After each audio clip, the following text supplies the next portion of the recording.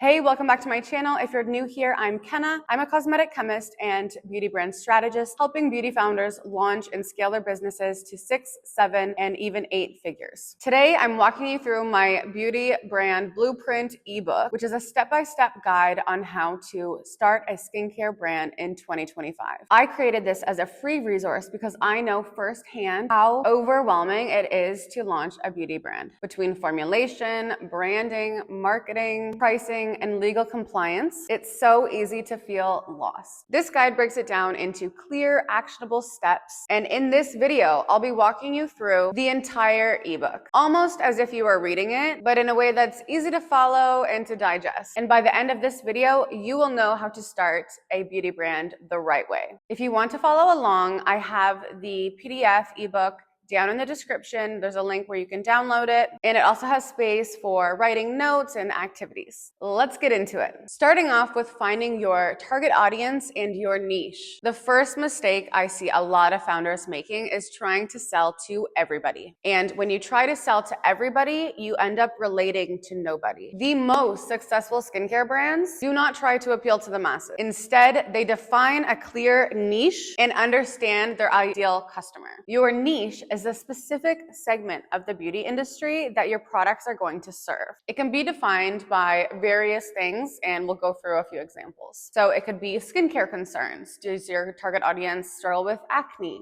or sensitivity, eczema, hyperpigmentation, signs of aging? It can also be defined by the ingredients that you use. So are you using innovative biotech in your formulations? Are they all natural? Are they fragrance-free? Do they have clinically proven active? It could be defined by sustainability values like zero waste packaging, refillable products, and carbon neutral business practices. And then it can also be defined by things like lifestyle needs, travel-friendly skincare, minimalist routines, high-performance skincare for athletes. These are all just a bunch of examples of a specific niche that you can focus down on into. And if you can nail your niche and become really, really targeted, everything else becomes a lot easier. Your formulations, your branding, your messaging. Now, equally important to finding your niche is defining your target audience. Your target audience is who you are selling to. Understanding your ideal customer helps you tailor your products and marketing strategies effectively. Knowing who you're selling to helps you empathize with your audience and resonate with their unique needs and desires. So to find your target audience, there's 6 steps that you can take. 1, you need to conduct research. So this can be looking at beauty industry publications for trends, both past and present. You can look at Google trend words. You can ask people questions. This is one that's often overlooked, but really, really valuable. Go out there and ask people what their issues are with their skin, or what are they looking for in a product, or what product do they wish they had that doesn't exist. You need to define the demographics of your target audience, their age, their location, their income level, their education background, their gender identity. 3, you need to understand their psychographics. So their lifestyle, their values. What are their interests and hobbies? Are they into yoga? Are they doing jujitsu? You get the point. Then you want to analyze shopping behaviors. So what entices them to make a purchase? Is it because a friend recommended a product? Is it because an influencer recommended a product? Is it because a celebrity recommended a product? What channels are they shopping through? Is it e-commerce? Is it retail in person? Is it through e-retailers like Sephora and Ulta? And then you want to create personas for your target audience. So give them a name, give them a picture, give them a little bio. Really make it clear in your mind who is going to be, who you are selling to and who is going to be interested in your product. Then you want to really validate this and refine it. And this is something that happens over time.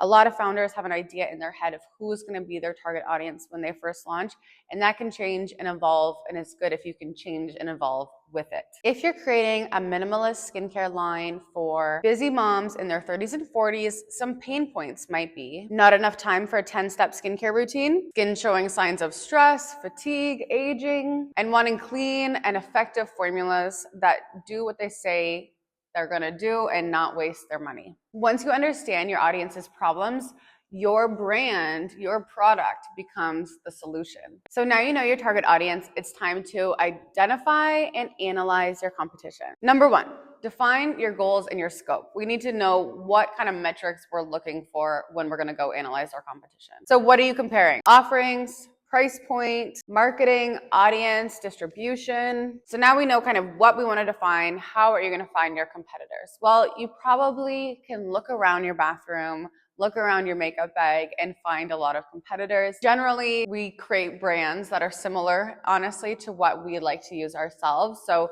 look in your own home first. Then you can go online and look at some e-retailers like Sephora or Ulta. Use online searches, industry reports, social media. I'm confident that you'll be able to find lots of competitors for your brand. What I do suggest is making sure that they're really aligned in many ways with what you want to be doing. So hair care with hair care. Kind of target audience with target audience, right? We want to find competitors that make sense. And it's also good to consider kind of the level that they're at. So if you're an indie beauty brand founder, maybe take a look at indie beauty and not like L'Oreal, you know? Then you're going to gather the information. So get all the price points, what are they doing on social media?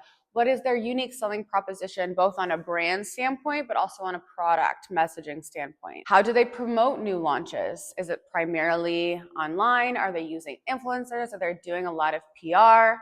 Are they doing paid media? These are all things that you want to know and identify. Then you're going to do a SWOT analysis. So this is identifying strengths, weaknesses, opportunities, and threats about your competitor. And then you should also do it about yourself. If you need more guidance on a SWOT analysis, just Google SWOT analysis and you'll be able to find like little templates and things that tell you how to do it in depth. And just remember, competitor analysis is not about copying. It's about taking what's already out there, looking for opportunities, improving upon it, and making something of your own. The most important thing that you want to do is set your brand apart. You do not want to be a copycat. And by understanding the strengths and the weaknesses of your competitors, you can position your brand uniquely, and not just to compete, but to really stand out and set yourself apart. Now that you've defined your niche and your target audience, it's time to build your brand's identity, the part of your business that makes a long-lasting impression on all of those who come across it. Your branding is what draws customers in and helps them connect with your brand emotionally. And it's not just about a pretty logo. It's about trust, recognition, and storytelling. Building a strong brand identity ensures lasting customer recognition. To craft a strong brand identity, create a memorable logo that aligns with the essence of your product. Choose a fitting color palette. Select fonts that are easy to read and conveys your brand's tone. And maintain a consistent visual style across website, packaging, social media, email marketing. For example, blue and white are often used in dermatologist-backed brands because they evoke kind of a clinical setting and also trust. Meanwhile, deep greens and natural tones are used in brands that are all natural or have sustainability values. Consistency is key. If your Instagram, website, and packaging all have the same vibe, then your customer will easily recognize them and it'll have that cohesion that builds a strong brand identity. On the other hand, inconsistent branding is really bad. So it gives off kind of distrust. People don't know if it's yours. And this is like mismatched fonts and colors and misuse of logo. This makes it harder to be credible and build long-term brand recognition. A beautiful brand identity is really important, but at the end of the day, it's only as strong as the product that you sell. If your skincare products don't deliver, or if the quality is bad on your makeup, or if you're ruining people's hair, customers won't come back. Let's talk about product R&D, the area that I love being a chemist, and how to create high quality products that people trust and fall in love with and buy over and over and over again. So once you know what product you want your product to solve, it's time to move into the formulation stage. But I definitely recommend doing that groundwork first so that you don't waste money and time on creating a product that nobody wants, nobody needs, and doesn't align with your brand. If you're not a chemist, I do not recommend DIYing your product formulation. This can be dangerous. This is not the way to go about it. Instead, work with a professional cosmetic chemist or a reliable manufacturer to develop high quality and compliant products. So formulation typically takes anywhere from 6 to 18 months. So it is a long process, and it's something that needs that amount of time to make sure that the products are stable, effective, and safe. It can be a lot of trial and error depending on the complexity of the product, but it is so worth it. And I will make another video like deep diving into different type of formulations and kind of the formulation process, stability testing, all of that fun stuff, but we'll save that for another time. One thing that I will always emphasize is ingredient synergy and over formulation. Sometimes we want to put so many things into one single product and it ends up being a little bit too much for people to handle, too really expensive, and just not necessary. So it's good to work with someone that really can tell you, yes, these work together. Oh no, at that point, we are now over formulating and we don't need to add anything else. And this is why formulation expertise is so valuable and non-negotiable. So once you have your formula, now let's talk about packaging. This is how you present your products to the world and is very, very important. It's not just about aesthetics. It's also about functionality, stability, branding, and compliance. So let's talk about how to choose the right packaging and label your products correctly. Your packaging is your brand's first physical touch point with your customers. So it should really captivate and communicate your brand's values, colors,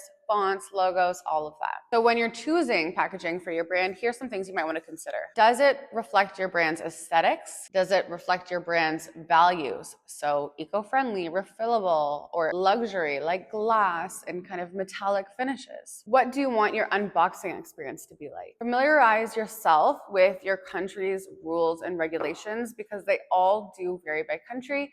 If you want to sell internationally, you need to be compliant in all the regions that you want to sell. And so you need to follow the right ingredient listing formats, claims, warning labels to stay compliant. And outside of the way it looks, you also want to consider the functionality and ease of use for your customer. There's nothing worse than a pump that stops working halfway through the bottle, or a product that's too thick for like a dropper and it came in a dropper, or something that's too thin for a pump and it squirts everywhere. So you want to make sure that your formulation actually suits the type of packaging that you're going to be using. In the Beauty Brand ebook, I have links to all the different countries' regulations for Canada, US, UK, and EU. If you need other ones, you can send me an email and we'll send you the right links. Okay, on to marketing. You can have the best skincare product in the world, but if nobody knows about it, you will not make any sales and nobody will get the benefits of it. I am going to do a deep dive on like another video all about marketing because I could literally talk about this for hours. And this is what I help my scaling clients to do, is to really optimize their marketing efforts to get results. But here's a few things to keep in mind. You need to create a strong social media strategy. That is just what it is in 2025. You want to research the different platforms and understand how they differ. Instagram is not the same as TikTok, is not the same as YouTube. And I'm sure you know that, but think about that from the brand perspective as well. You want to stay up to date on current trends, utilizing a mix of employee-generated content or founder-generated content with user-generated content or UGC. You want to make sure that you're responding to messages, comments. It's basically like the modern form of customer service, and people do expect a response from brands. And you want to create really strategic partnerships with creators and influencers that align with your brand values and is going to amplify your messaging. You have to have email marketing. This is one of the most intimate places you can have people's attention now on the internet. We are competing for attention when we are marketing. And if you can get into someone's inbox, the likelihood of them seeing that is a lot higher than if they're just scrolling on social media. The number one mistake that I see with brands when they're first starting on social media is only talking about their products, ingredients, or benefits, and only posting product shots. Like, nobody really cares if they don't know anything else about your brand. You need to convey the storytelling, the pain points, the why behind your products to create more compelling content. And you need to show how it's going to fit into a customer's lifestyle and make their life better. Marketing helps bring your brand to life, attracting the right customers and building a loyal community. But getting eyes on your brand is only half the battle. The other half is making sure that your business is actually profitable. And that's where product pricing comes in. Many new beauty founders either undervalue their products and struggle to make a profit, or they overprice without a clear value proposition and struggle to make sales. And pricing is not about just picking a number out of the sky and rolling with it. It should be based on your costs, like overhead and cost of goods sold, marketing costs, and also perceived value and market positioning, which you should kind of have a clear understanding from your competitive analysis. Let me know in the comments if you want me to do a deeper dive on product pricing and how I approach it. There's some fun math that we can do in there that kind of goes into the technicalities of it. going to be too long for this video. So pricing your product strategically ensures that your business is profitable. But profitability means nothing if your brand is not legally protected. The beauty industry is highly regulated, contrary to popular belief. Compliance is not optional. From the FDA guidelines, non-disclosure agreements, LLC formations, and trademark applications, there are legal steps that you need to take every single step along the way to really avoid costly mistakes. And trust me, they can be costly. And this is one area that I do not recommend you try to navigate on your own. I suggest that you do consult with a qualified regulatory professional or expert to really ensure that your products are legally compliant, that you are meeting the regulations, legislation, and compliance needs for all of the regions that you plan on selling in. Okay, so that's a walk through the entire beauty brand blueprint. I hope this video didn't scare or overwhelm you, because I know that it's a lot of information to take in. Don't let it intimidate you. Every successful beauty brand started exactly where you are right now, at the beginning. So let me know in the comments if you have any questions about any of the topics that I discussed, and I can address them in a future video. And in the meantime, click the link in the description to get your own copy of the beauty brand blueprint so that you can go through everything at your own pace. Creating your brand does not happen overnight. It is a marathon, not a sprint. But if you stay consistent and take it step by step, you will get there. And I can't wait to see what you build. If you enjoyed this video and got some value out of it, give it a thumbs up. Make sure you are subscribed for more beauty brand strategy content, and I will see you in the next one.